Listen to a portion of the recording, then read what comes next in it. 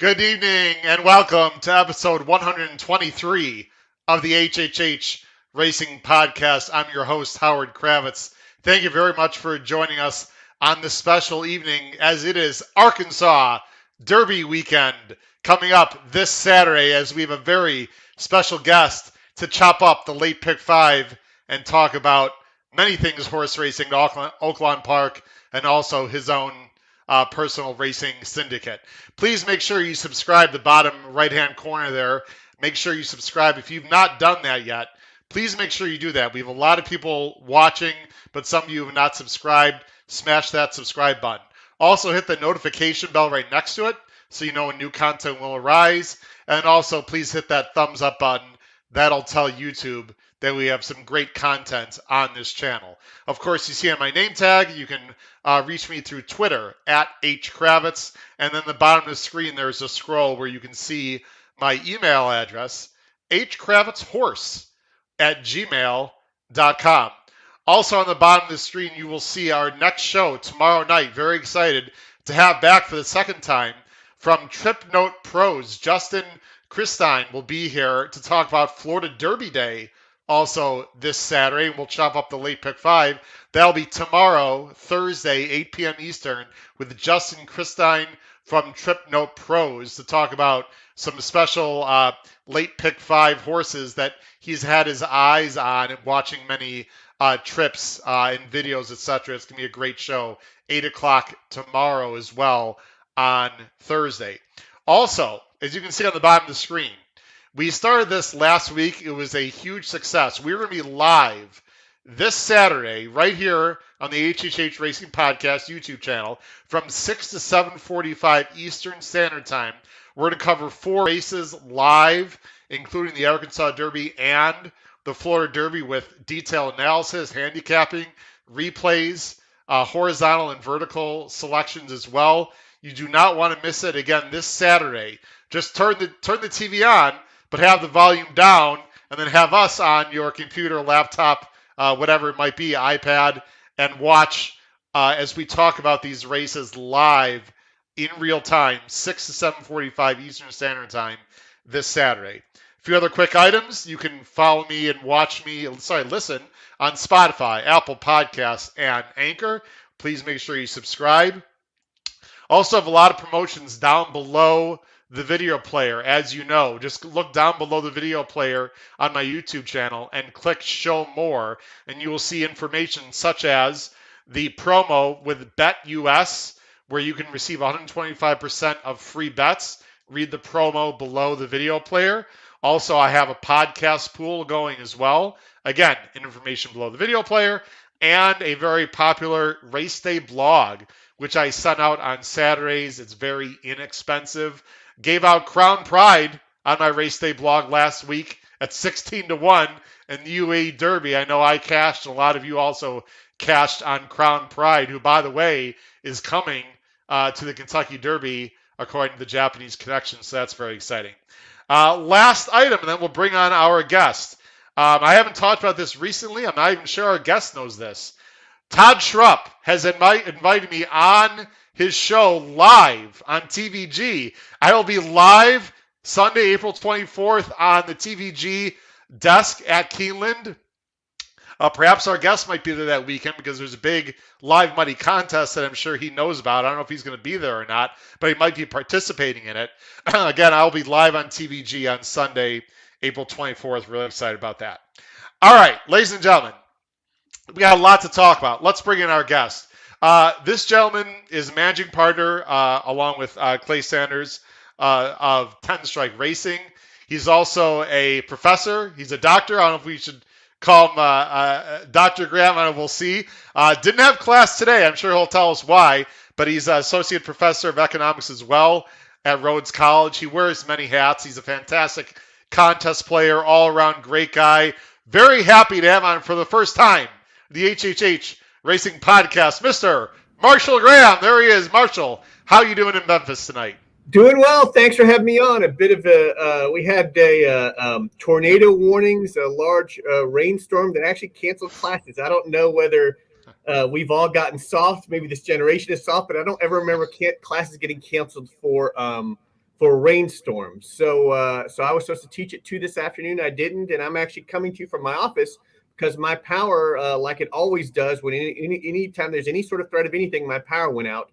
So I hustled my way back to school, and I'm happy to be on here to talk Arkansas Derby in Oaklawn Park. I love Oaklawn Park. I'm in Memphis, Tennessee, which is about a 2.5 hour, 3 hour drive from Oaklawn. I consider it my home track. A lot of our horses race there. My partner Clay Sanders is from Arkansas. Again, he and I are the founding partners of 10 Strike Racing. A lot of our partners are from Arkansas, so we consider it home. And it used to have a day of its own.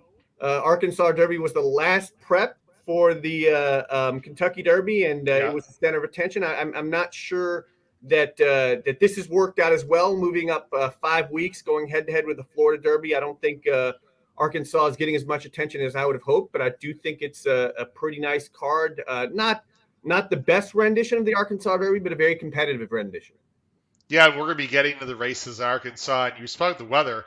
The weather really in Arkansas, in your area, has really not been that warm. I think people are still waiting for the spring. It's been unseasonably cold. We haven't had that like really warm day in the 80s consistently yet, but it's getting there. And the weather, by the way, looks like it's going to clear out the next few days and be beautiful on Saturdays. They're expecting, I heard, somewhere between 60 and 70,000. And I think Hot Springs, the population is like 30,000. So they're going to be doubling the population of Hot Springs, Arkansas, on Arkansas Derby Day on Saturday. From one teacher, I guess math teacher, econ, but I know from one teacher to the next. Prof, what was the plan today? What did the students miss out on? Or you want to save that for the next time? No, we were reviewing for an exam, so it was. Oh, okay, there you go. So it's that's something now I can do via Zoom. I'll have just a review session on Sunday night, so they will be prepared for an exam on short run economic fluctuations, Fed, fiscal, and monetary policy. A lot of fun stuff. Wow. Certainly now. Now with all the exciting stuff going on. So yeah, exam on Monday. I'm actually been grading a stack of exams. I teach the economics of racetrack wagering markets, which is basically a course on horse racing. And I have 80 plus students enrolled. I had quite a few drops come exam time. I had 4 students drop during the exam. So they weren't quite prepared that, hey, we're going to do some real stuff in here. So, but I'm grading their exams, seeing how they did it, making speed figures, calculating pool totals, and handicapping races. Man, that sounds like so much fun. As a 25 years, my 25th year teaching high school math, can't really teach the gambling part of it. Doesn't go over real well in the public high school situation. But certainly we talk about statistics a little bit as well. And obviously I'm a huge fan of numbers and everything math related when it comes to the horse racing game. So we can get a little bit of that also. I'm going to go ahead and bring up. Let's talk a little about 10 strike racing.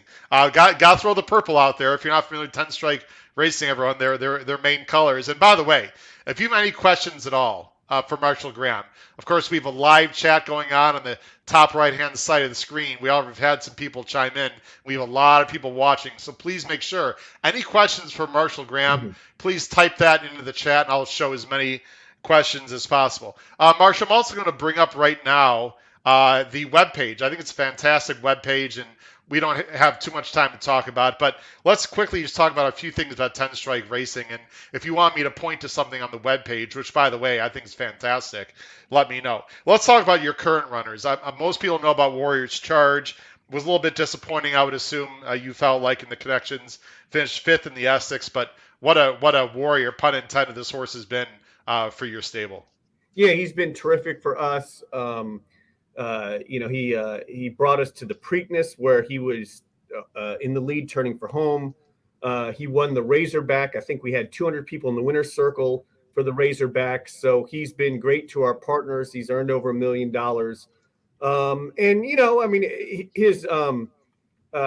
He's still rambling along. He ran really well in his prep race for this, won an allowance race, but he's 6 years old, and we're also thinking about what his future might be after racing. We think he'll be a regional stallion. Munnings is hot, but he's been terrific for us, and has really been exciting for our partners. Another horse that I want to mention that's on your roster, real exciting 3-year-old prospect. I'd love to get an update. Rocket Dog, who was, I would assume you guys thought was a little disappointing in his run, I believe in the Gun Runner this year, but had a very exciting maiden race last year. How is this horse doing, and what are his plans? He right now is he's taking some time off, recovering from injuries. Yeah, it's.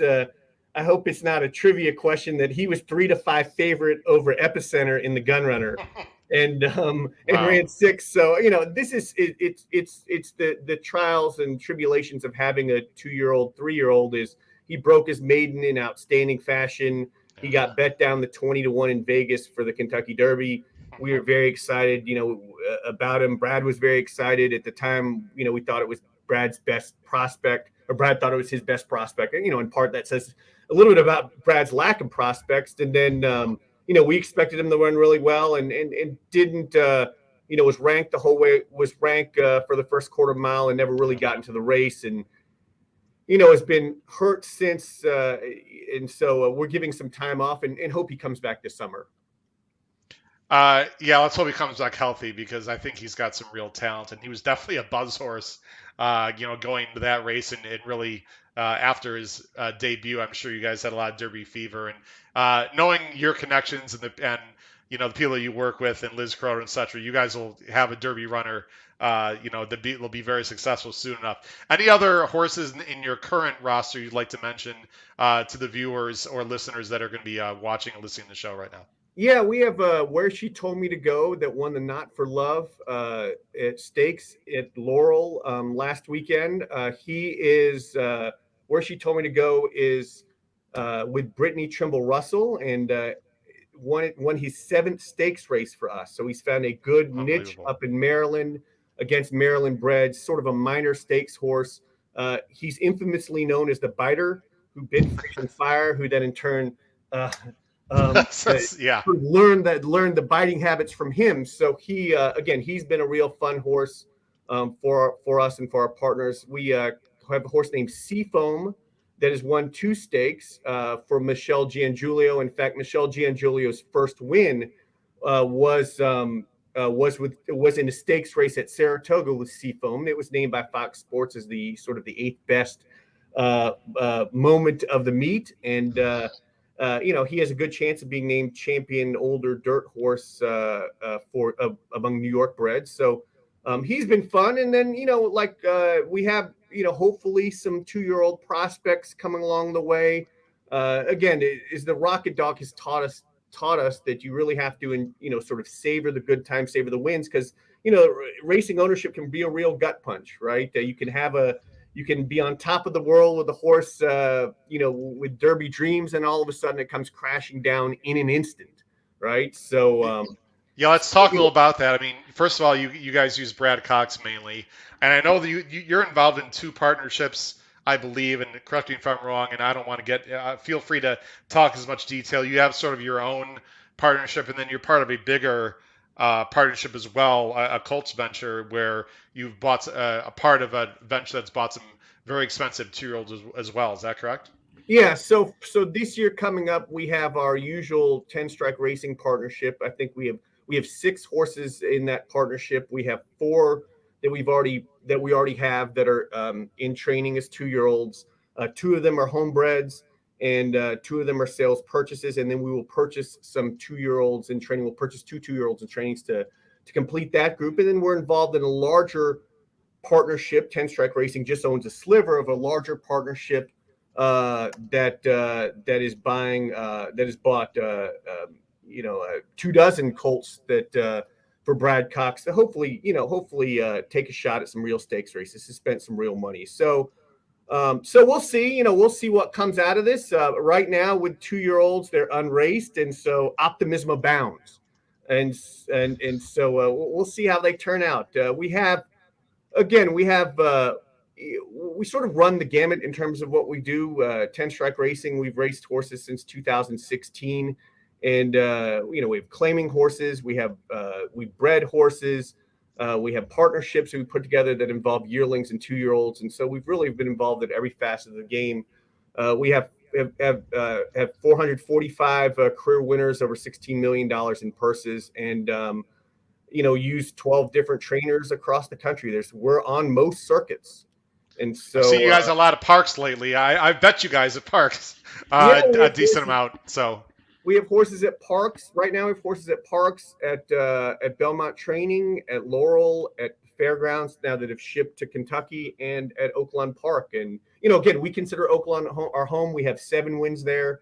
We're hopefully we'll get to double digits like we had the last 2 years. I think that's the meet that we target the most to try to get the purple and black silks in the winner's circle. But we race throughout the country. Besides Brad Cox, we've tried to help get younger trainers their start. It's so hard to break in this game. I've already mentioned Michelle Giangiulio, Lindsay Schultz, who is a Godolphin Flying Start graduate and used to work for Tom Proctor and Chip McGahee. She got her first win for us, and her first win of her career, which is for us, at Oaklawn Park. And so we use a lot of different young and up-and-coming trainers. Bentley Combs at Oaklawn, Matt Shire at the fairgrounds, like Brittany Russell at Laurel. And so again, it's tough to break in this game. People tend to send the horses to the same big trainers. Now we're guilty too. We send horses to Brad, but when we started with Brad, he had one barn, and so we were early on with Brad, and we're trying to find the next Brad Cox, and think it might be one of the trainers I've mentioned, and part of what we do is help young trainers get out there, get their name out there, build up their business, and hopefully get some winners. I think it's great that you give these younger trainers some good stock because, as a former coach, I've coached basketball, lacrosse, other sports. I mean, you're only as good as your talent that you have.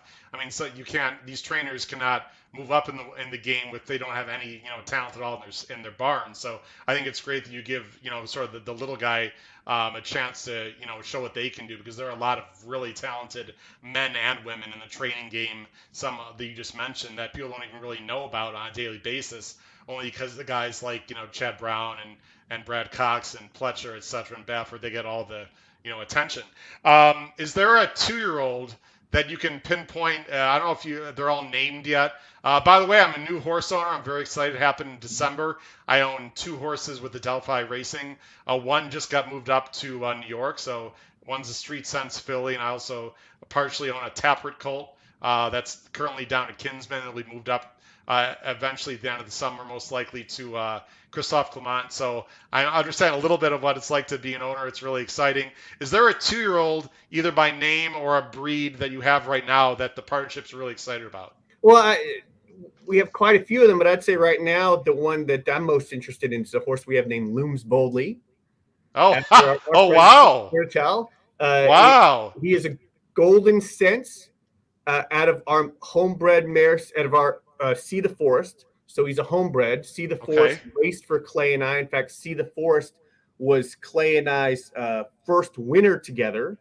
And she's been a good mare to us. She's thrown stakes winner Critical Value. She's thrown Whittington Park, who got hurt but won on Travers Day, broke his maiden on Travers Day this year by 5 lengths, and we're excited. He's coming back from injury, and we're very excited about him. But Looms Boldly is training really well, very forwardly, very good looking, and again, it's a New York bred.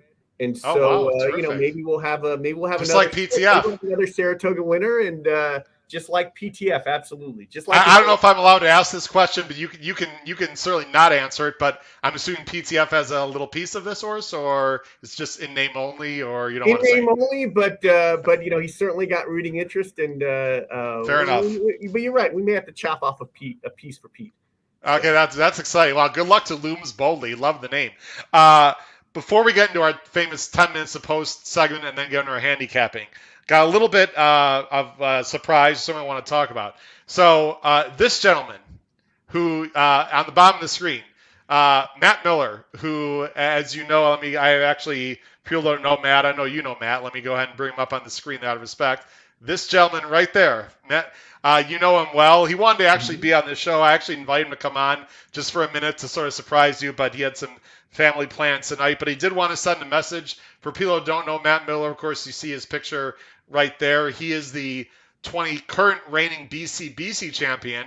And the gentleman I have right down there is the 2020 BCBC champion. Matt wanted a little message. He wanted to make sure everyone in the world knew about live, and you could feel free to react. He said that you become friends, which is great, and you actually sat together at the NHC Mhm. this year. And he said that he hasn't really told you as much as he should, but that without reservation, that he's learned more from you in your interactions than you realize, and you are truly as sharp as they come. So he wanted to let you know that. And the question he had for you was, based on your year of experience holding the BCBC title, does he need to keep paying for dinners with racetrack friends until the next BCBC? Because he's getting worried about how many nights that we're all going to spend together at Saratoga this summer. Well, so I won my BCBC in 2020, so I had the benefit of the pandemic, right? And so that limited the number of meals that I had to pay for. Plus, I'm in a racing, I'm in kind of a racing desert in Memphis, Tennessee, and True. so all that I probably didn't pay for enough dinners when it all came right down to it. So no, I think. I think Matt's got a full season of dinner purchases in his future, especially if he ventures on up to Saratoga Springs. I don't know. People start to forget pretty quickly. November starts to be in the rearview mirror pretty quickly. Well, But yeah. he said glowing things about you. Enjoy the time that he had. I'm friends with Matt as well. Well, Um, Matt's the best, and he's too generous with his compliments. He's what us in the tribe call a mensch. Just a great guy, really nice to be around, and boy, he knows how to win contests as well as you do. And I've had some good scores lately that if people have been paying attention, I'm pretty proud of. But haven't had the chance to be a BC champion. Who knows if that'll ever happen? But No, you're on you a never great know. run, Howard. I got it. One of our commenters said no mention of Lady Rocket, which I forgot to talk about. So Lady Rocket, who we own Uh in partnership with Frank Fletcher, who's probably has our biggest upside right now. She ran a 107 buyer in the Go for Wand. We yeah. have very high hopes for her. We think she There we go. might be Breeders' Cup quality. She will run Oh, in the Madison on April 9th at Keeneland. yep. And we're really excited about her. Sky's the limit. Frank Fletcher is a North Little Rock businessman. We're privileged to be partners with him, and we're very excited to run in a stakes race at Keeneland. There you go. There's Diana Sadich chiming in. There we go. We just mentioned it. Madison, 7 furlong filly and mare sprint, Grade correct? grade one, grade I'm one. grade one. I'm assuming Wisconsin might go. Is Bell's the one still active? I I'm think not sure. so. I think Okay, so. so So those are no, I some mean horses it'll be good. potentially, right? And CC may cut back. So Okay, look, there's no doubt it's it's going to be a strong field, and yeah. Brad's going to run his other horse, his PA bred that won at Gulfstream. So I it'll be can't a recall the name, competitive but I know field. what you're talking about. Yeah. It'll be a competitive field, but we're very excited about her, and we think she's going to have a big year. No, that's terrific. It's all very exciting. Marshall, you ready for a very quick rapid fire segment that we like to call? Hold on, let me bring it up here. Oh, hold on. I didn't. Oh, there it is. Here it is. 10 minutes to post. 10 minutes to post. This is gonna be 10 rapid fire questions. You can take 5 seconds to answer them. You can take a minute, whatever you'd like to do, and then we're gonna go to the handicapping. Are you ready? Sure, fire away. Most of these are horse racing, some not, meant to be fun. Here we go. What was the first moment you fell in love with horse racing? As a kid, I was staying the weekend with a grand uncle and aunt of mine. We watched, I think maybe it was the race on TV with a horse named Timely Rider, who came from the clouds, 1982, 83, and I was immediately hooked. And so, from that point and that point forward, I would watch races when they came on TV. I'd read about it in the newspaper, and that was kind of it. I was off and running. Best or most memorable horse racing event ever attended, whether it involved a horse of yours or not? Probably the Preakness that Warriors Charge, 2019 Preakness where Warriors Charge finished fourth. That was the sort of most exciting, most anticipated event I've ever attended. I was there when Smarty Jones lost to Birdstone, and when Funny Side lost to Empire Maker. I thought those were, again, the build up to those were pretty amazing as well. Yeah. I'll be going to my first Triple Crown race at the Belmont this year, so maybe you'll be there. I'm not sure if you're I will planning on going. I will be there 100%. I'll be there. Oh, well, we'll see you there. And then I'm going to be going with Matt also to Saratoga for my first time to Saratoga in I'll be July. there. So awesome. I look forward to meeting you in person and having Matt treat both of us for dinner. All right, here we go. Bucket list track or race day event you'd like to attend in the world? I'll start off with the U.S. because I'm going to just answer this both ways. I've never been to Del Mar. I'd like to go to Del Mar for one day for their summer meet. As far as bucket list race in the world, I'd like to go to the Melbourne Cup. Yeah, that's supposed to be a lot of fun. And I was at Del Mar with the Breeders' Cup this past year for the first time. Beautiful track. You'll love it. At which racetrack do you most want to win races? I mean, it's Oakland Park. Not even close. I'm assuming a lot of the clientele, a lot of your partners live in that area, or are they all over the country? Yeah, and look, Oakland Park to me is a perfect racetrack. It's got the right combination of dirt and turf racing, and it's a track where I want to win races. So it's I'd love to win the Arkansas Derby. I'd love to win the Oakland Handicap. I've already won the Trails End, which is their last race. Oh yeah, mile and was it 7/8 or whatever that is? Yeah, mile and 3/4. So that's my favorite. There we go. That's my favorite. That's my favorite race. That's my favorite race. An off-key race I'd like to win is I'd love to win the Delaware Handicap. At some point. Oh wow, mile and a quarter. I wish they wrote more mile and a quarter races for filly and mares. Yeah, you're actually well, that's all right. Well, you're answering another question, but that's okay. We'll get to it. What advice would you give someone who wants to start a racing partnership or syndicate? I know, loaded question, but you can give a short answer. Just be aware of the struggles, right? How often horses are hurt, how often how few horses even make it to the races, and patience is key. Listening to your trainer is key, but just always err on the side of being more patient, giving more time. Don't get impatient. I want to give kudos to Matt Cutera, the racing manager of Adelphi Racing. He's already talked to me about that when I got into it. That a lot of people rush into things, and this is a difficult game, and you really gotta pick your spots and be patient. Biggest financial mistake you most often see from the ownership side? Yeah, being in a rush to get their horses going, not taking their time, not listening to their trainers, placing their horses over their heads. We have a lot of trainers, and we do their jobs. There's some trainers that I talk to once every other week with a text message, right? Or I find out a horse is running through entries. So we let our trainers do their jobs. And we let them place horses when they're ready, and we err on the side of caution.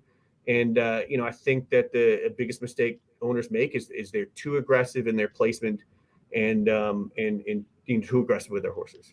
Yeah, I mean, they don't want to micromanage. It'd be like the president of the NBA team coming down to the locker room at halftime. I mean, let the coaches, let the trainers do their job. You guys do your job, and that's probably the best situation. Yeah. Best advice. And I will add one more thing to that. Is sure. The second is the realization that if your horse is slow, you need to move it on. Right? Is that people often can fall. Our partners sometimes. Do you have slow horses? Do you own any? We have a lot of slow horses, and they're races for slow horses. And look, with our partners, sometimes our partners, they fall in love with horses, and it's hard for them to say, hard for them to recognize that our horse that they love and that we've had since we bought as a yearling is really a $20,000 claimer. Yeah. Best advice. Now, listen, if you don't know Marshall's background, like I said, it's not just the 2020 BC. Marshall's an excellent handicapper, contest player. That's a whole other conversation. But again, briefly, best advice in general for people watching that are maybe struggling or just starting off that want to be successful at the windows. Bet fewer races. So bet fewer races and bet simpler pools, right? Unless you really know what you're doing, stay away from. I know we'll talk about the pick 5 today, but I don't bet the pick five because it's too complicated for me. And Yeah, so yeah.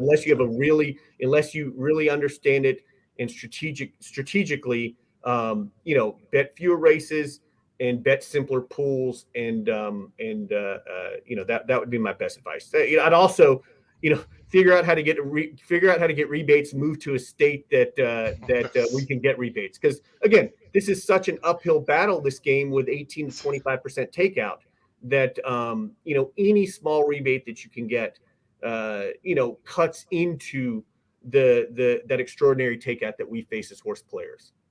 Absolutely. Three more questions, and then we'll get into handicapping.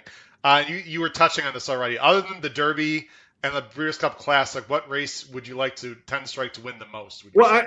I'd rather win the Arkansas Derby than win either of those races. So Arkansas Derby, like I already mentioned, I personally, I want to win the Del Cap, Oaklawn Handicap. Those are the kind of races. Like just little things that I'd like to win. I want to win the Trails End again. I want to win the first race at Saratoga, which is always a mile and eighth for a claimer. Yep. This year, I took a horse from Indiana and shipped it up and was favored to win that first race of the horse named Wagon Boss. So, Okay. I have those little goals, but Nice. it's the Arkansas Derby. I mean, that's the dream. Do you have a middle claimer that can go 2 turns in mind for this year at Saratoga I first have race? so many middle claimers, and it's just we have got to see what the condition book says, and Right. we'll be ready to take that horse All right. and give it a try. We may have even an entry in that race. I love this guy. He's already planning for the July, whatever, the first day at July Saratoga. Beautiful. 14th. There you go. Even knows it. Name 3 keys to winning live money contests. And hold on, let me get my pen because I got to write this down. 3 keys. Make be willing to lose all your money. Be willing to be wrong. Right. Yeah. Uh, don't churn your money, meaning don't bet too many races. Just bet where you have real opinions. The more races you bet, the more diluted your opinions get. So that's 2. uh is that about it? Is That's that fine. That'd be Yeah. good enough. That's fine. So, I mean, like in the live money contests, like I don't even handicap all the races. So I Yeah. just find a couple spots where I can make a play, and kind of go from there. That's something I've definitely done recently that's led to some successes. I've been really picking my spots and just going for it, and I've been fortunate enough to be lucky in some of those spots recently. All right, last question, Marshall. Here we go. Ja Morant will win how many MVPs in his career? Oh, I'm gonna go with 2. I'm gonna go with 2. Two's probably high. I do worry about, like, that he's so small, like he's gonna be injury prone, Like the but Derrick no, Rose kind of situation. A lot of yeah. comparisons to Derrick Rose lately. He lives But in Memphis, by the way. Again, if you guys didn't catch that, that's why I'm asking about the Grizzlies, who, by the way, look really good. I love watching them. yeah, no, Ja has an incredible first step. He's amazing to see live. He can go by anybody, but he's tiny, and he gets knocked all over the place. And I worry that someone plays with his that plays with his sort of reckless abandon is going to be hurt. But like, he probably didn't play enough games this year, and the Grizzlies are 18-2 without him. So I don't It's think an amazing. MVP is in the cards this year. The league is stacked right now, so probably the answer is 0. But I'm going to say 2, and I'm going to say we win a title. Hell, the title could be this year. Beautiful. I think that'd be amazing. I think they have a real shot. The West is pretty wide open right now, especially with Golden State with some issues. All right, let's get into handicapping, Marshall. The pick five on Saturday. We're going to see DRF formulator on the screen. I'll go full screen at times. Always you're going to see a banner with our picks on the bottom of the screen. We have some races that we have the same, Marshall, because I've seen your picks. You haven't seen mine yet, and some races were completely different, which will be great conversation. Let's start off with race 9 here as I go full screen. The pick five on Saturday starts at race 9, approximately 5:40 Eastern Standard Time. Again, the track will be fast. The weather's going to be beautiful, mid 70s and sunny. We'll start with the Grade 3 Oaklawn Mile. Nice purse, $400,000. Of course, they're going mile, which is 2 turns on the dirt. And you're going with a horse for Bob Baffert as he gets his, I guess, final runners in under his name for, 90 days, which is a whole other topic of conversation, with a very talented horse, but has been a little bit ouchy and sort of sporadic except for lately when he's finally starting to string some race together. Cezanne. Yeah, I mean, I thought that I thought that he was just the fastest horse in the race. I didn't want to overcomplicate things. I think that much of this field are sort of are horses that we've seen a number of times at Oaklawn and or just sort of they don't have a lot of upside. I think Cezanne does. I think he could go on to bigger, better things. I think what's important to note is this race is a mile. It's run with a short stretch.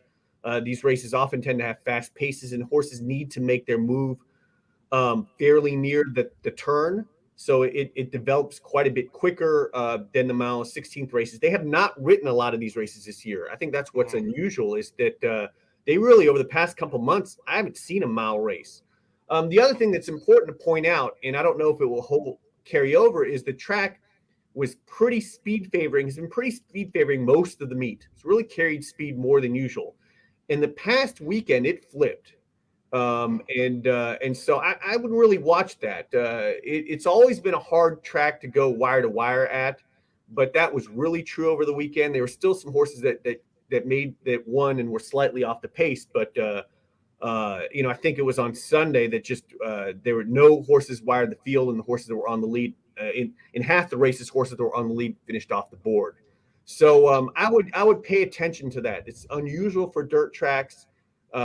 It may flip this week, but I don't think it will. I think I would be a little bit leery of horses being nearer to the lead, especially those that had success nearer to the lead earlier in the meet. Now, this is a mile race, and so the mile race, because there's a short stretch, it still is going to be, still horses are going to have to be fairly close. And I think Cezanne stretching out should be right off the pace. I do wonder if, because of the 10-horse field and because of the blinkers going on, the outside horse from Mike McCarthy, whether they will just send that horse and try to clear the field, and that may really cause things to speed up. But I'm going with Cezanne. I'm signaling him in any multi-race wagers. To be honest, I probably won't play the pick 5 because I don't think he'll offer value, because I think he'll be, I think he'll be even money. He's no way he's 5-2. No yeah, way. I don't think he's even money probability. Like I don't think he's. Yeah. I think he's going to be. I think he's going to be an underlay. But I also think he's the most likely winner. The McCarthy worries me. And then, I just don't – the Brad horse, it's a 3-year-old going on 4. Folsom, I just think is an interesting horse that might move forward and be heard from this year. I think this is an aggressive spot for Brad, right? First off the layoff, just jumping right in to a stakes race like this. And so, I think Marshall, if I may interrupt, knowing Brad the way you do, and I'm not suggesting you have inside information with this horse because you don't own him, but as a bettor, as people playing this pick 5, would you expect this horse to be cranked up, or perhaps this is a means to an end today with this horse? Would you say?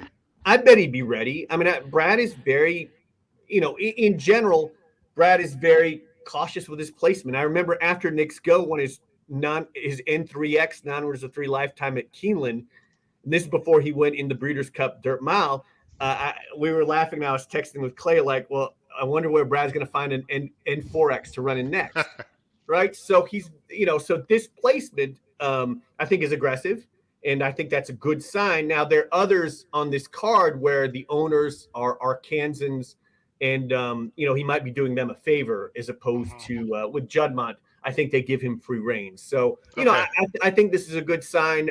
Look, it's Brad. This horse is going to get bet. Yeah. But I'm giving Folsom a look. Yeah, I've got Folsom. He's either an A or a B. I just have to see how the track's going to play and go with my gut feeling. I am going with Law Professor, but by the way, that 8-1 seems very juicy to me. I don't think this horse. I don't think I'm getting 8-1. I think I'm getting more like 4-1 or 7-2 at best. But I'm concerned about the outside post going a mile in that short run to the first turn. But this horse is really classy. He's got blinkers on. If somehow Velasquez can save ground on that first turn, or maybe just at least not be 4 to 5 wide, Marshall, I think this is the class of the race, to be very honest. I liked him all year long. All he does is run. It's a little bit of a quick turnaround. I'm a little concerned about that, but I think it's a very talented horse. I think Cezanne can absolutely win. My only concern with Cezanne, I don't know if you feel this way, and then we'll move on, is number one, first time outside of California, and number two, I think it might be better one turn. I know he ran a 101 Beyer his 3-year-old year going two, but I've always sort of thought he's better of a sprinter, and there's other speed in this race, and he's going to be taking a lot of money. I don't know. Like you said, he's going to take a lot of money. I'm going to try to beat him. It might be stupid thinking, Marshall, but I don't know. He's always seemed to be the kind of horse that needs his own way a little bit. That's not great, when he gets into trouble. And I think he's beatable here. But I do think it's a good spot and placing for the Baffert connection. Yeah, I mean Baffert comes to Oaklawn and does exceptionally well. Yeah, very so well. I don't worry too much about him coming out of California. I mean, the stretch out is a little bit concerning. I mean, he's certainly bred to do it. Yeah. And I actually think he'll really take to this one turn, this short stretch mile. But I'm with you. I don't love him. I'm singling him in my pick 5, right? But I don't know that's not with I'm not enthusiastically confident about it. I don't really like any of the horses in this race enough to use to use. Okay, I would give personally. We'll move on. I'm going to give Silva Prospector also a look, not because of the 98 Beyer. I just think that he could rate if he needed to, and he's in good form in his third start off the layoff. I would give Silva Prospector a look as well. Let's go ahead and move on to the fantasy, which has some very interesting storylines. I go ahead. We're on the same horse here that is 8-1 morning line, but there's no way that this horse will be 8-1 for reasons that I'm sure Marshall is aware of that we'll talk about. Again, we go full screen. The grade 3 fantasy. This is going to be points for the Kentucky Oaks here, so this is extremely important for the girls. They're going a mile and 16th. $600,000 is the purse. And the big story that we need to talk about, and I'm assuming you're aware of this because you don't have this horse anywhere, the number 5, Ida, is going to be scratched. Came down with, I believe, a temperature. So the 5, ladies and gentlemen, is not, I repeat, is not going to be running on Saturday, which will change. I don't know if it changes the complexion of the race, but she's probably the most talented horse in this race. And it's going to be much more wide open now as well. Although, Marshall, I will say couldn't wait to beat this horse on Saturday for reasons we'll talk about, because I'm not sure that the 5 could pass anybody, but we're not going to have to worry about that anymore. We're both going to Dreamlift. Why don't you talk about why you like this Diodoro trained horse? I don't know. This is a tough race. I thought these were all fairly comparable horses. I thought they're all pretty slow. So I just thought, I went with a horse that might have upside. That Rachel Alexander's a pretty goofy race the way it turned out. And can we? We're going to show a little bit right now, if you don't mind. The 4 is Dreamlift. There's 3 spots. I thought that the chart doesn't really say much. I'll let you. I don't want to steal your thunder. I'll let you talk. No. I mean, you probably watch it closer than I am. Go ahead. All right. So the 4, a few spots I want to mention for the viewers at home. Again, this is Dreamlift, is the 4 horse. This is her last race. First of all, Marshall, she doesn't break great. Let me turn this on. Doesn't break great. You can see right there, and gets sort of bumped and just not the best to start. It wasn't horrific, but not great. Then there's one other spot I want to mention as I fast forward on the backstretch.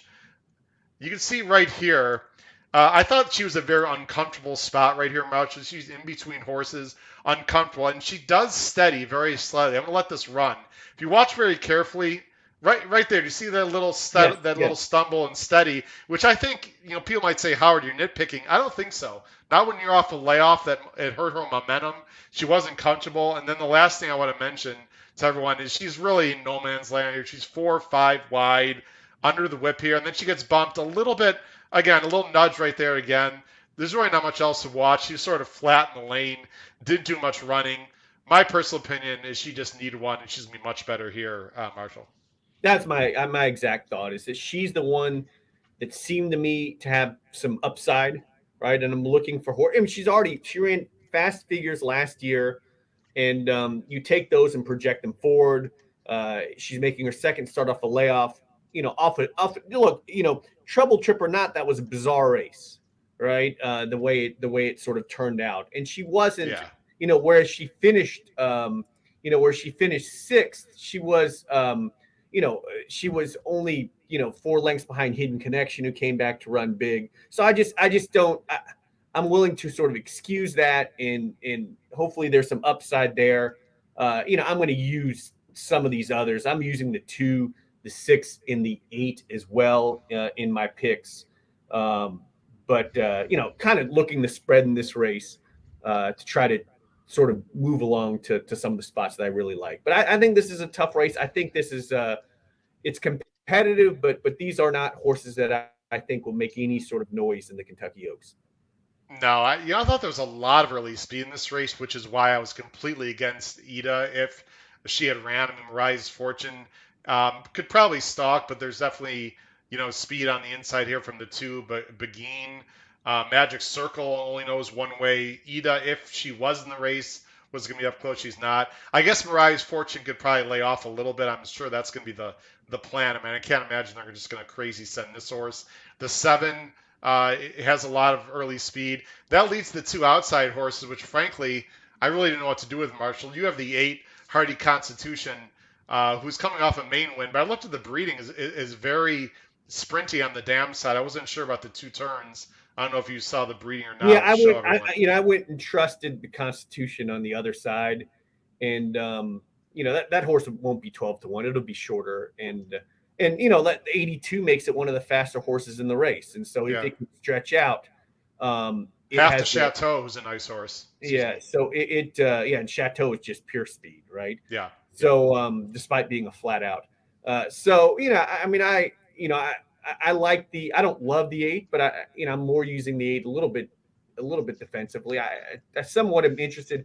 The 6 I thought got involved in a speed duel last time, and then got beat late by Berna Breezy, who's an okay horse, and so I thought that it's not like Brad to offer a price, but I thought she could improve, and I also thought the 2 for Danny Pites will get very overlooked, isn't particularly fast, but looks like, again, over the distance, coming off a win, under the radar horse, a gun runner, Arietta aboard, he's riding really well, I think will be every bit of 12 and 15-1 and a little bit of a separator, right, in the pick 5. So I'm hoping one of these horses gets in at a little bit of a price.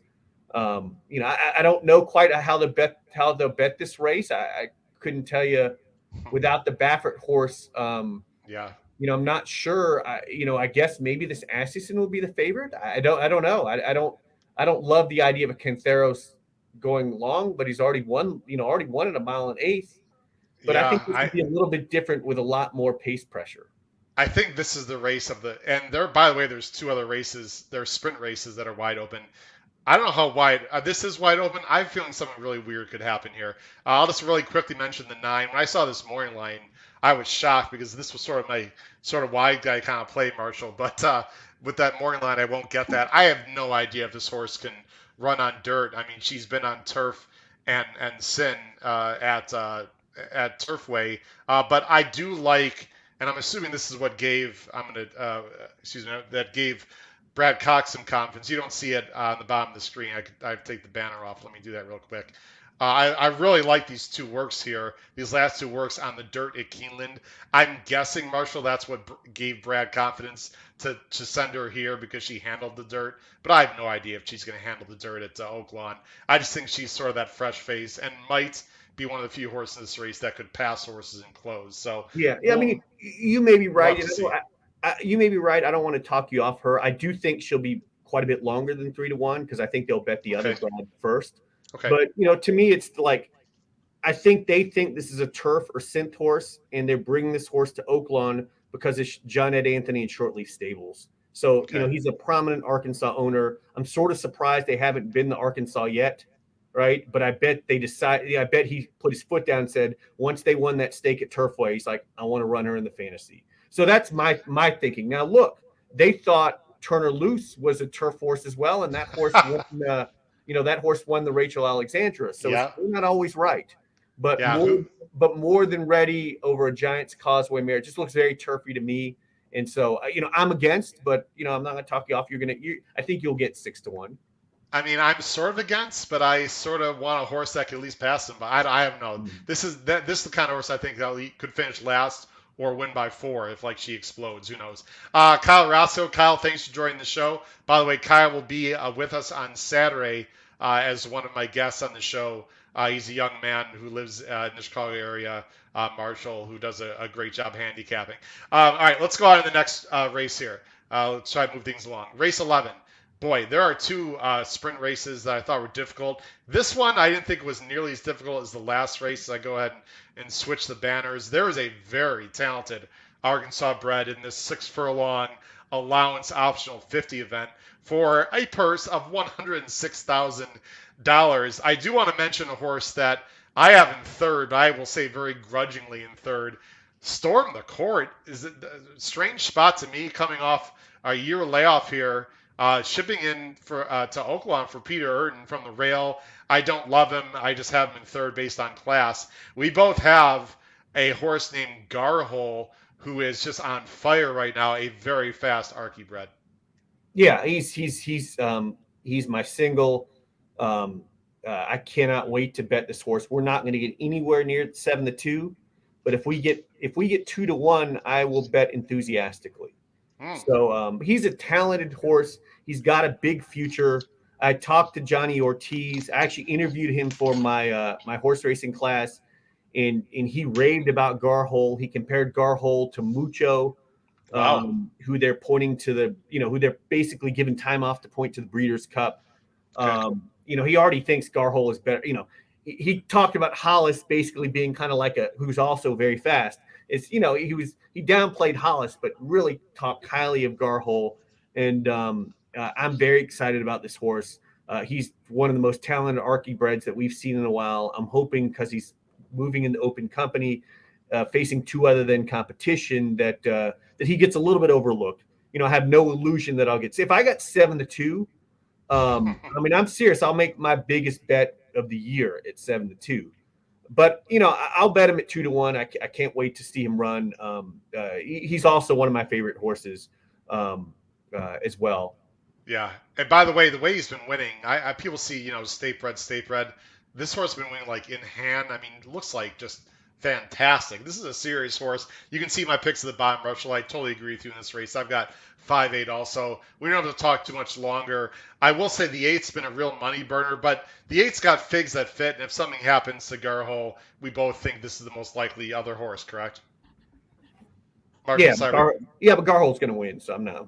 Okay, let's just move on. Everyone, I had to give you two other numbers. Bet your mortgage on Garhole. If he loses, send the money, send your frustration to Marshall Gramm. No, it's 5-8. The 5's been real tough. Let's move on to some other more exciting races here. But it is a big field, and there's others you might want to take a look at. All right, here's the big one, the Arkansas Derby. Let's go to our picks. Who is Marshall picking? Who is Howard picking? There it is at the bottom of the screen. I got to say, Marshall, I was a bit surprised with your pick, so I'm very interested to hear what you have to say. One of the reasons I didn't take your horse is I'm still too pissed off about the last race when I needed him to win. But anyway, that's it's not a whole other conversation. We're going to talk about it right now. This is the Grade 1 Arkansas Derby. It's the feature race of the year at Oaklawn Park. It's a 1.8 miles, of course, restricted for 3-year-olds. It's a 100-point prep for the Derby. I think it's 140-20, I believe, are the point totals for the top three. $1.3 million. My goodness. Unbelievable. It's going to start at approximately 7:35 Eastern Standard Time. It is a field, by the way, of 9. Yes, of 9. You are going with a horse that I needed. I know a lot of other people needed that. Boy, I don't know if you could say hung, or I don't know, you could say whatever. But he's a very interesting horse for the aforementioned John Ortiz. You like Barber Road? Yeah, and look, I don't. This is a tough race, so this is not a very good rendition of the Arkansas Derby, but it is a very competitive one, and it offers some great betting opportunities depending on who you like. I came out of the Rebel Stakes convinced that the race is a complete toss, that you wouldn't want to use any horse out of that race. And now I find myself leaning on those horses in part because I think all of those horses are going to offer a good price. I really do think you're going to get 12-1 in Barber Road. If you like Unoho, I think you're also going to get 12-1. I think the way they're going to bet this race is they're going to bet it through the filly Secret Oath. And if Secret Oath is on her game, she will dominate this race. And so, I'm going to bet against her. So my play is against her. I'm going to want to beat her. So again, looking at the race last time, uh, uh, Here's Barber Road right here. yeah, Barber Road ran a very strange race. He made a big middle move down the Yeah. backside into the slow pace. And then turning for home, he looked like he was in a great spot, but he did his running in spots, right? He didn't start accelerating until right at the end. And what's strange about the race is Unoho looked beaten as well and then re-rallied on the rail. So the race had a very odd configuration, right? I had the wrong horse. I'm sorry. That Barber Road is coming up right here. I apologize. Go ahead. Yeah, you had it right. So Barber Road did a lot. It came running down the backside and then came running late, really almost when the race is over, right? So it just accelerated at strange times. Kind of a little bit of an odd trip, I think. I think that the hole didn't open up to him till it was too late. It was an unconventional trip in a very oddly run race, right? The races run kind of in different spots. And again, he made a big middle move down the backside to basically move from the back of the pack to the front of the pack. It was a race with, it was a race that was somewhat dominated up front on a card that I thought it was beneficial to be up front. And, I think that he's going to offer value against this group. I think he's going to be able to sit a trip with some pace in front of him. I know that they're taking the blinkers off Kavad, but I do think he will still go. And I think with this bigger field, I think there will still be some pace on. And so I'm going to go with Barber Road, looking for a price, but mainly I'm against the filly. And while I have We the People third, and I'm interested to hear your take on him, I just don't see he's all that much faster, and he's going to be a short price. Not fair enough. Before I talk about We the People, I'll tell you what. I went back and forth on Secret Oath a few times, but tell me why you don't like her at all. I just don't trust Lucas, and I always read Lucas wrong. Like, I'm afraid, I think this is an aggressive placement. I know she's been training hard. I know she's run big numbers. And so she's not going to be 5-2. She's going to be 6 or 7-5. Wow, so you think she'll be that low? I'm hoping to play again. Well, I mean, she's the fastest horse in the race. She's the big story of the race. And so, I'm hoping that this is the spot where she blows up, right? And I know that, I've heard conflicting reports. I've heard she's training like a superstar. I've heard others say that she doesn't look great. Lucas is one to go to the well too many times. I don't have a good read on him overall, but I'm gonna play against him. Okay. So I'm against the Lucas, and it's actually sort of by process of elimination. I'm against a lot of these horses. And so, but I'm starting off by saying that she can beat me. She might be the superstar that they say she is, but I'm going to let her beat me at a short price. Here's my opinion on Secret Oath. First of all, I think it's a great story that the coach is back with the filly and all blah, blah, blah. I think that's wonderful. If I think she can win, in my opinion, because it's not the strongest, bunch of 3-year-olds, as you've already mentioned. And I have nothing against Contreras or the connection or doing anything. She's beaten nobody. I mean, nobody. I don't want to be disrespectful, but I mean, the horses that she's faced are and these aren't even the best male 3-year-olds. The fillies that she has faced are just not that good. So, we can talk numbers. The number is the number. I've had this conversation with Matt Bernier, with a lot of people, but it does matter who they're facing, and this is going to be by far her toughest test, which is why I have her second. That being said, she might get the setup. She might be the real deal, and sort of to your point, I'm not sure I love a lot of these others. My opinion on We the People, since you asked, I think he's very talented.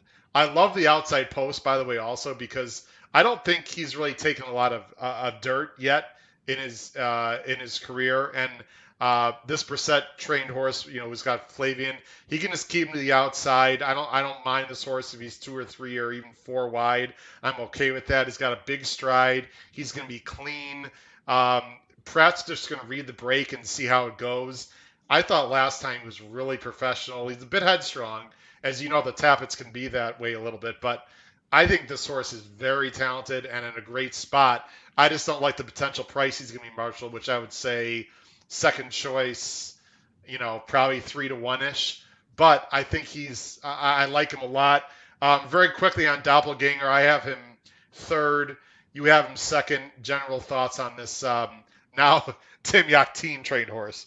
Yeah, I mean, I think he could keep improving.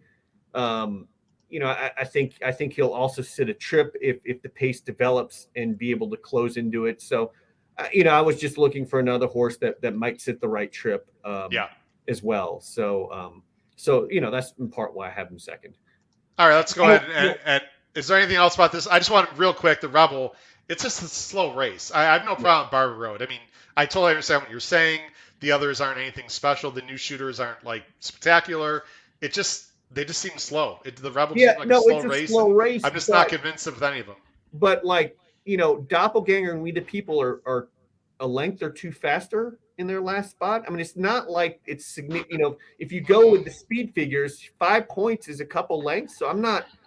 Yeah, I don't think it's not like they're coming in or 10 points faster. but So maybe with more upside though. You got blinkers off. Doppelganger face Forbidden Kingdom. We the People's only had 2 no, lifetime starts. yeah, exactly. So Blah no, blah and blah. I don't know.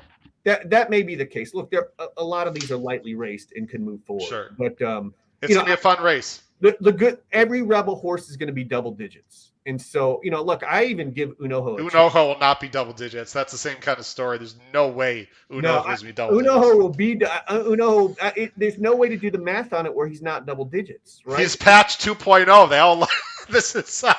No, but I'll give you a side for dessert because I don't have the money you have. I'll give you dessert at Saratoga if Unoho is in double digits.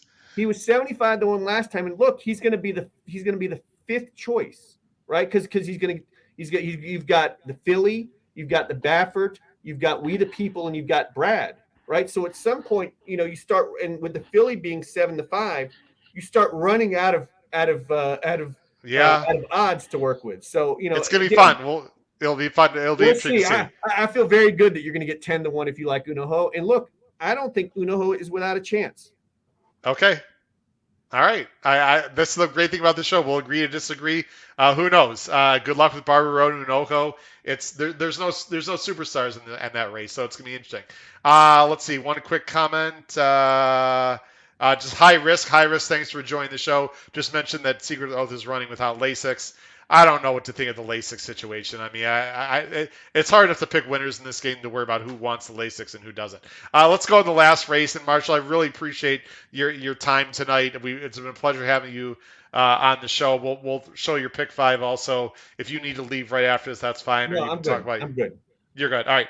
The last race. I don't know about you, Marshall. I think this is the toughest race in the sequence. I mean, this is a complete cluster. It's a 12-horse field.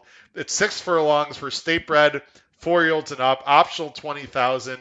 And it's so difficult that when you see our picks, of course we got the same horse on top here. We're both going with the 4. And by the way, Marshall and I did not talk for the show, so either we're both going to be wrong or we're both going to be right. I'm a blank cat for a recent claim for Carl Broberg and End Zone Athletics with Raylu, 6 to 1 morning line coming off a win.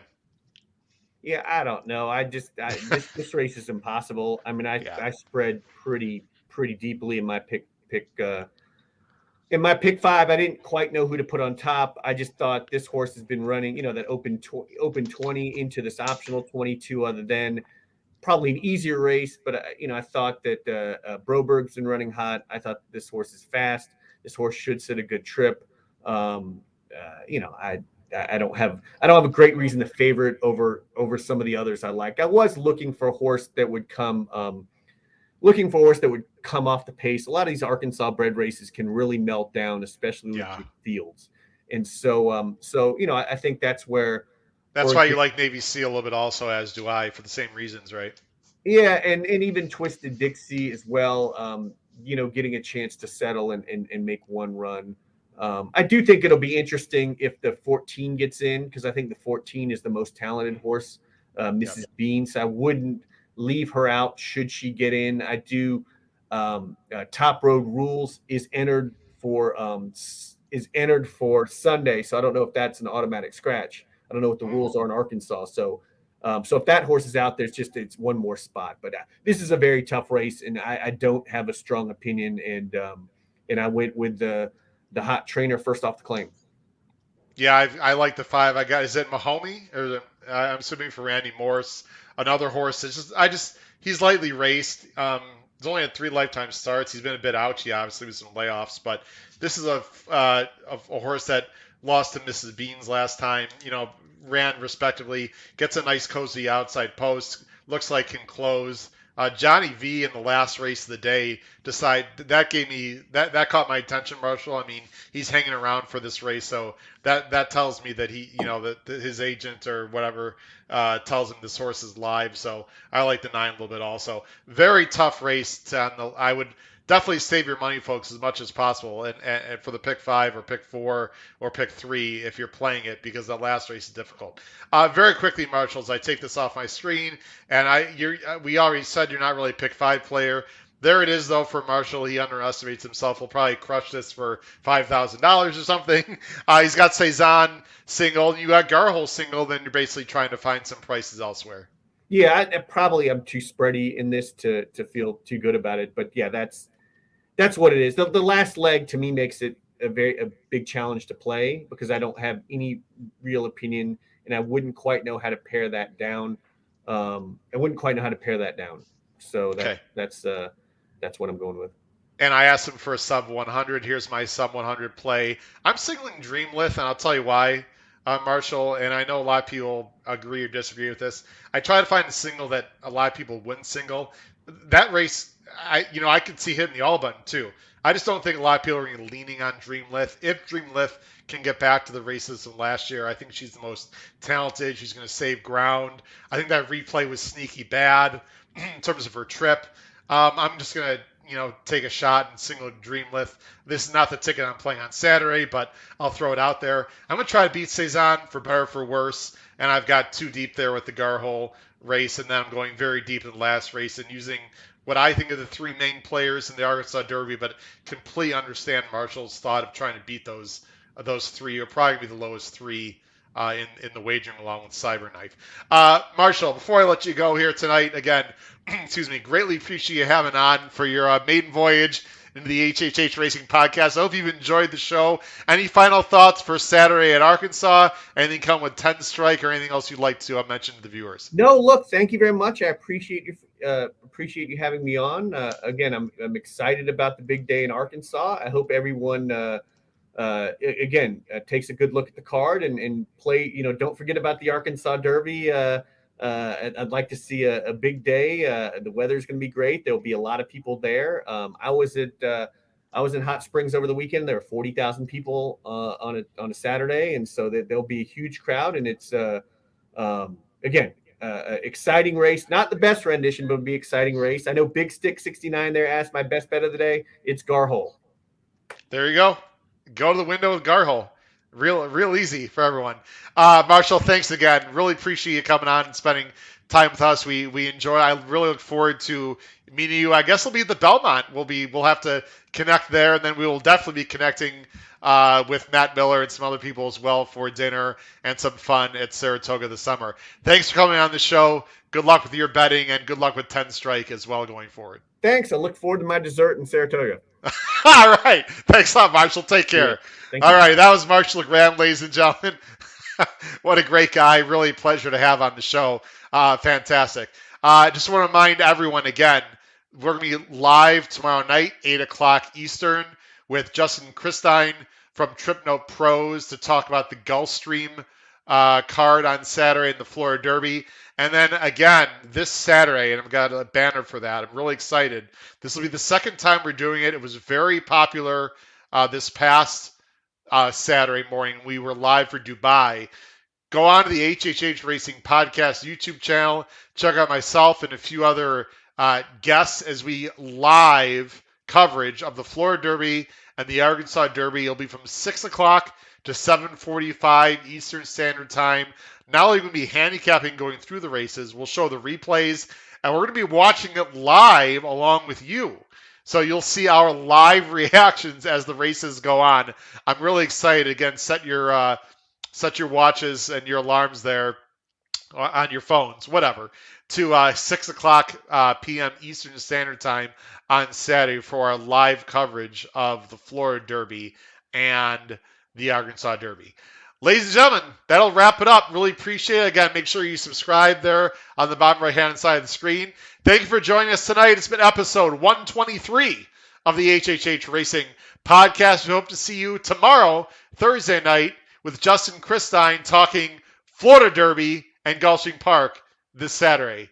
Take care, everyone. Have a great night.